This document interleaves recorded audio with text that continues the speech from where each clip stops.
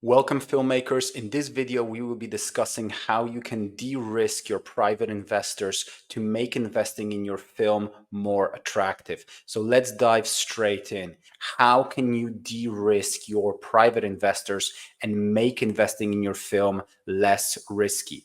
Well, the first thing that we need to look at is the fact that the risk is huge, and you have to understand that when you're speaking to private investors. 97% of films do not turn a profit. And that's 97% of the films that actually get made. Probably 95% of films that get some sort of investment never even get made, which means you're looking at a fraction of a percent of films that got equity investment that actually turn a profit. So the risk is absolutely huge, and figuring out how you can de-risk your private investors is crucial. So let's dive straight in. First of all, one of the best ways that you can de-risk your private investors is find a way to ask for less money. Now, this can be by looking at creative solutions to bring down your below the line budget. So figuring out whether you can get a better deal on your camera equipment, on your catering, whether you can actually creatively find a way to have less locations in your film, which will drastically decrease the cost of your budget, and these type of creative solutions. You're also going to want to have more soft funding. So can you film in a region that has a better tax incentive? Can you film in a deprived region that offers grants and funds to filmmakers who shoot there? Can you crowdfund? Can you look at product placement? Can you find any way that you can increase your soft funding to decrease the amount of equity funding that you need? Also, take a look at any available options that you have in terms of in-kind support and discount. Can you get a better deal on that film equipment hire? Can you get a location for free? Do you know someone who owns a beautiful house that you can shoot at rather than renting one?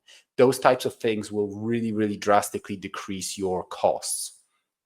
And finally, can you talk to your heads of department to, think about your own salary and so on? And can you offer any kind of deferred payments? Can you offer payments based on, giving somebody less money for the work up front and offering them points on the back end once the film starts making sales? This can be another great way of de-risking your private investors. Next, you can take a look at proving that the film will actually get made. Again, over 90% of films never get made, or they don't get made to the standard and quality that was initially promised. So how can you prove to your investors that the film will get made?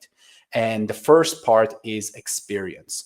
If you can show that you've got an experienced head of department, you've got an experienced producer or director on board your film, that will right away increase the likelihood of the film being finished.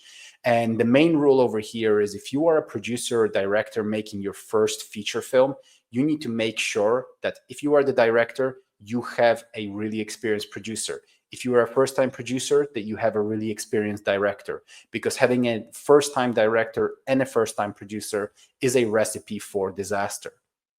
You want to make sure that all filmmakers, or as many of the filmmakers on board your project, have proven track records, ideally of making feature films to the standard that you want them made and of a similar budget and genre. So if you are making a $500,000 horror film, you want to make sure that your DOP and your director and your producer have experience making these types of horror films. Then you want to take a look at the team and whether they have history. Have many of the HODs work together? Have many of the cast work together? If you have a team that has worked together on many projects before this, that decreases the likelihood that your team will get into fights, that your team won't be able to finish the project together, and that because of that, your team will actually not finish this particular film. Finally, investors are trying to look at a formula that worked in the past. And this is why having a team with history that has done that type of project in the past and that has worked and been profitable, that shows that there is a formula here that could be replicated again and again and again. So you want to figure out what is that secret sauce, what is that secret formula that you can repeat again and again and again to bring more investors on board for future projects. And finally, you can look at different insurance such as completion bonds, which will actually ensure the fact that even if your film cannot be made because of whatever reasons, that there is insurance in place so that if that's the case and the film is never made, your investors have insurance that they will get their money back. That is called a completion bond. Not everyone can get it. Can be quite difficult, but it is something that investors love to see. Next, take a look at your distribution and marketing. First of all, can you have a sales agent letter of intent to show that your film is not going to just get made and then go onto Vimeo, onto YouTube, and never make any money? How can you guarantee your investors or prove to your investors that there's a high likelihood that your film will make sales after it's done? One of the ways to do that is get a letter of intent from a sales agent. Can you also get some sort of a pre-sale deal or at least a conditional distribution deal, which will show that distributors are interested in your film? Can you hire some experienced team members or consultants who have experience in, for example, the film festival circuit, that have experience in finding sales agents? Or perhaps you have someone on board your team who is or was a sales agent and they have experience bringing distributors on board themselves. Finally, if you have anyone on board your team who has a large following or a pre-existing audience, that is also something that investors love to see, because that means no matter, even without any marketing spend, you know that if that person promotes the film, certain sales will come from that. And then finally, take a look at the timeline. Often investors want to see their money back as soon as possible, because the longer their money is tied up in your investment, the longer they can't use it for another investment. So how quickly will investors get their money back? And that can be answered if you know how to answer how quickly you can go into production. How quick will your post-production be?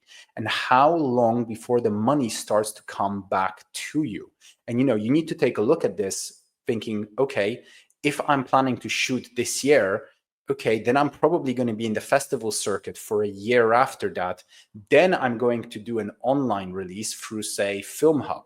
Now, FilmHub is going to pay me every 6 to 9 months. But FilmHub is only going to get money from Tubi, where the film will actually be screened every 6 months, which means based on that, really, it's highly unlikely that the investors will see any of their money back in any less than 3 years.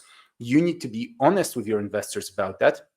And you also need to look at how you can quicken that timeline, because the faster your investors can get even a small chunk of their money back, the faster they can invest that in something else and the less risk they have. On the other hand, if you tell them that their money will be completely tied up in this for the next 6 years, that then makes this investment even riskier, because for them to justify that, they would need to get a very significant return on their investment. I hope that you guys found this video useful. If you did, please smash that like and subscribe button, and I'm hoping to see you at our next video.